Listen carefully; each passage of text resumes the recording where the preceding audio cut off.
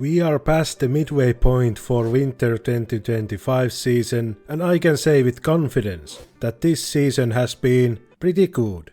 Recover from your shock, as this season has couple of standouts, multiple strong entries, the funniest shit ever made, and last time I shared my 3 early favorites for the season. Ave Mujika, Unlike Girlfriends Season 2 and the Apothecary Diaries Season 2. And today I want to keep sharing few shows that I heard back from my earlier season preview, because I wasn't certain if they would keep up the quality, but thankfully they all delivered. Let's start with the show that was on thin ice going in, but managed to melt everyone's hearts with its performance. Worm crawled up my arm and rested on my neck. When he whispered into my ear, I felt a tingle. He told me how to make a weapon that would help us against our enemies. And here's the thing, it's made of worms. It even fires worms.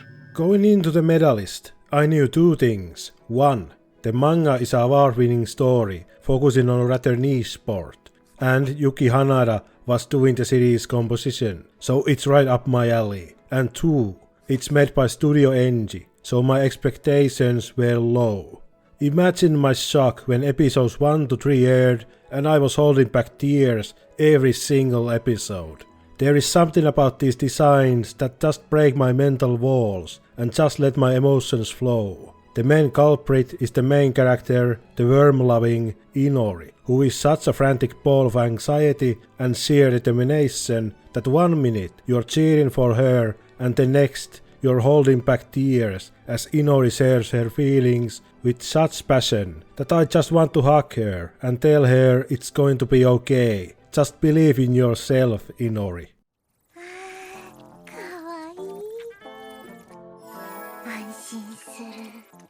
The Medalist is about this ball of scared fluff and her coach, Tsukasa, who is smitten by Inori as she relates to her journey a lot. And after persuading Inori's mom to let her daughter start practicing ice skating, they start the long and arduous climb to the top. Inori is told that she is too old to start figure skating. Tsukasa himself started even older and ensures that it is not too late for Inori, and shoots down anyone who even dares to insinuate anything else, be it other coaches, figure skaters, or even Inori's mom, who worries that she will end up like her big sister, who suffered a career-ending injury during a figure skating performance. Time is a big presence in Medalist. There is never enough, and you are always too late. But what the Medalist does really well is to show that the best time to start was yesterday, and the second best is today. Past trauma for both Inori and Tsukasa is holding them back, but they are both making strides with not letting it define them, and making more strides, mending their broken relationships and finding their lost passion for figure skating. They are not alone in this journey, as our cast includes a rather cool cast of characters. A prodigy who absolutely smokes the rest of the competition, Yuri on Ice, a literal feral cat, the Lord of the Pigeons, and many more entertaining supporting characters that can burn you with anger or leave you with laughter and tears.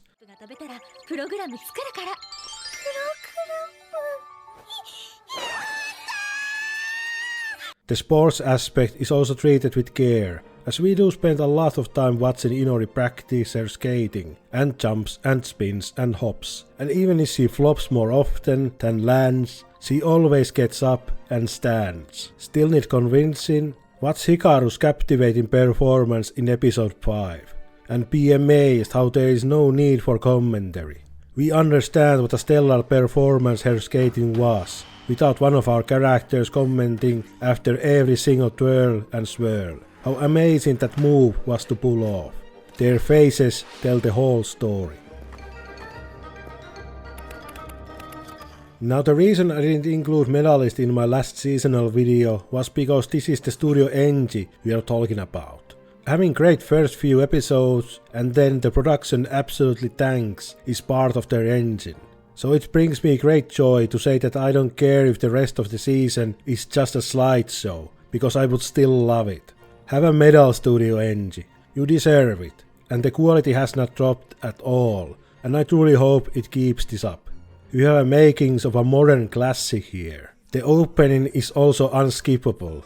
What a banger.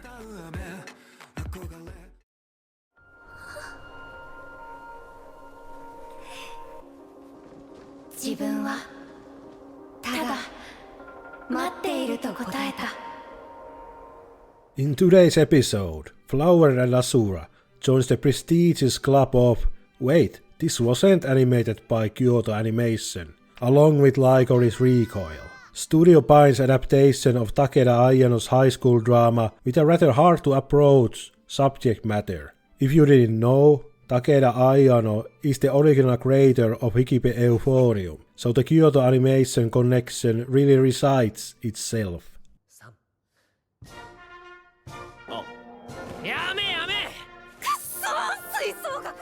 We follow Hana, who is really into recitals and has been reading stories to children in her little home island before she enters high school. There, she is scouted and recruited to the broadcasting club by Mizuki, who happens to catch Hana reciting a poem to children, but then later gets really swept by Hana's ability to tell a story and dismantle and put herself back together apparently. This is conveyed by this beautiful animation to really show how Studio Pine is still Studio Pine, and they can really broadcast and flex their talents.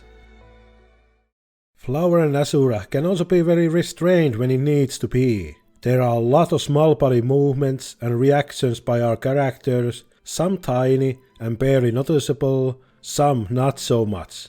The subject matter being broadcasting club can be rather daunting, as I'm first to admit, most often than not, I can't tell the difference between a good recital or a broadcasting announcement, and I can barely put sentences together. But I'm not here to laugh and point at our characters when they make a mistake while emphasizing the wrong part of a word. And I'm here for the character classes and interactions, just like in Hibike Euphonium.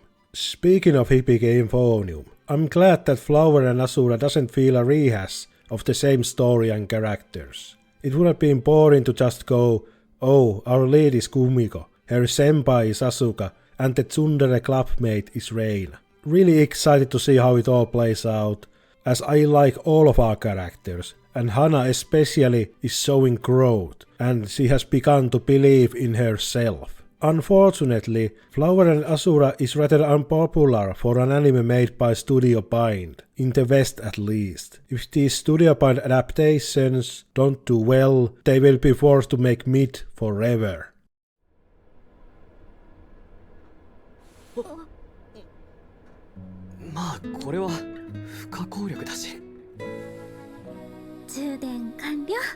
I have a crush at work is here to remind you all that piracy is okay once again. This absolutely banger of a show is not licensed outside of Asia. First of all, it's a rather rare anime romance with adult characters. Second of all, our main couple is already in a relationship when the story starts. And third of all, they have sex. So much so that the sex per episode chart is reaching sweat and soap levels of debauchery.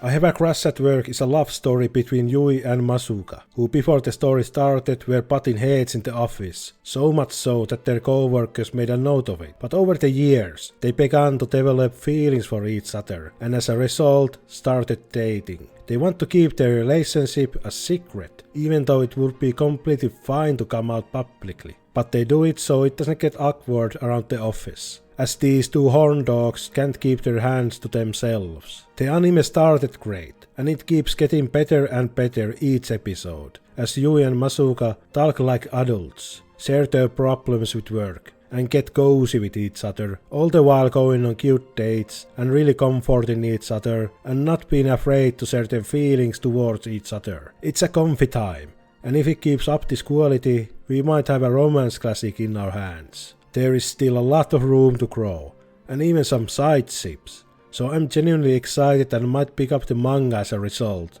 if we don't get season 2 announcements shortly after it stops airing. It speaks to power of anime, that it can make any dreary and boring spectator sport feel exciting and edge of your seat entertainment with twists and turns. Just slap an anime girl on it and you're good to go. This time we've got golf, and Sorairo Utility is definitely not the first, as Birdie Wing and the criminally underwatched Oi Tombo came before it. Sorairo Utility is one of the 2 anime originals I have in this video, and Sorairo Utility is just Eurocamp, but this time with golf.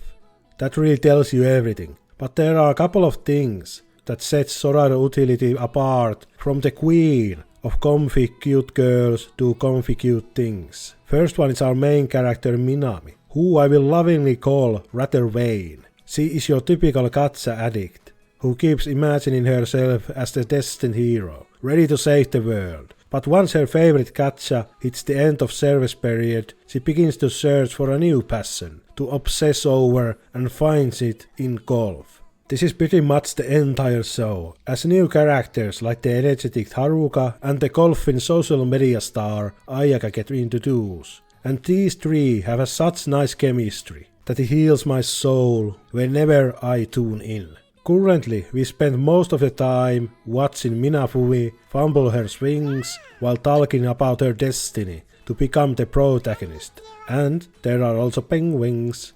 Very stress-free experience. And it has been a while that I've watched a sports anime where it's just a slice of life goodness and nothing more. Which is why it's rather difficult to add anything. You either get it or you don't.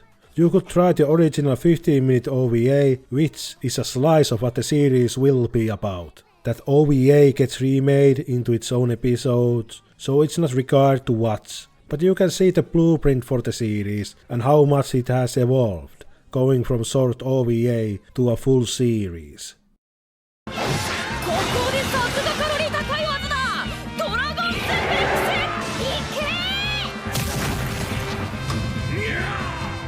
Here comes the big ticket item. Mappa original anime that looks absolutely stunning, and it's about an animator and director Natsuke Hirose that after struggling to storyboard her new movie gets transported to her first love, the movie that made her pick up the pen, A Tale of Perishing. Here she meets all of her childhood heroes and begins to panic somewhat, as like the name would imply, Tale of Perishing is a tragic movie.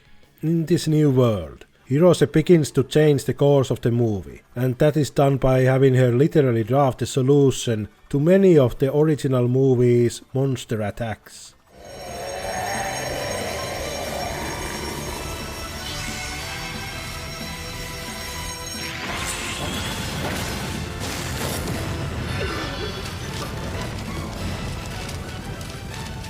Zenshu actually reminds me a bit of Kingdom Come, the 1996 Superman comic book, and some context is needed. In the 90s, the comics industry was filled with these dark comics and comically large sized shoulder pads, which were just nihilistic. So Kingdom Come brought Superman back to remind everyone what superheroes stand for. Zenshu to me feels like an answer to all of those old OVAs with so much blood, gore and death, with its rather positive message about bonds of friendship and finding your first love. Obviously Zenshu is rather late to that party, and I don't see the current wave of isekai being that cynical. This is obviously just me rambling, but it was an interesting thought I have while watching.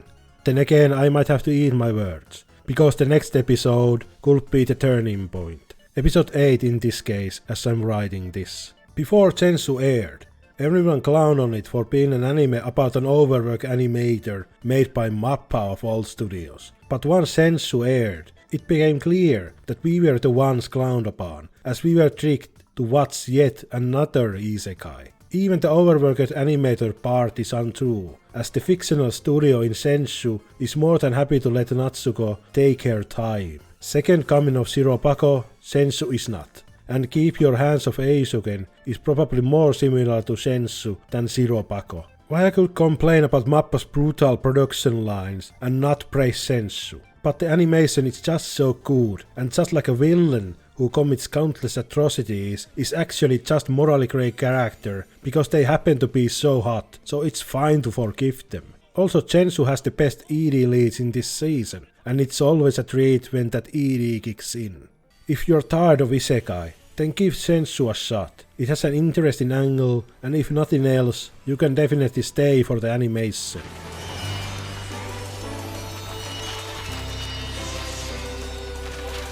That was everything, everyone. There are few shows that I'm waiting till they finish airing. Red Ranger, Tasokare Hotel, Okinawa, Honey Lemon Soda and Doctor House the anime, before giving my final ratings, but they're all getting better, or keeping up the quality they started with. So look forward to that video when the season ends. Also in other news, I've begun to work on a bigger video, where I'm going to take a look into the villainous subgenre of anime, and what makes them tick. There are still a few anime that I haven't gotten to, so it will take some time. I might release a shorter video if my brain needs a break from all this girl boss action, but we will have to wait and see. Thank you for watching and see you next time. ねえ、レイ。あなたっていわゆる同性愛者なわけ？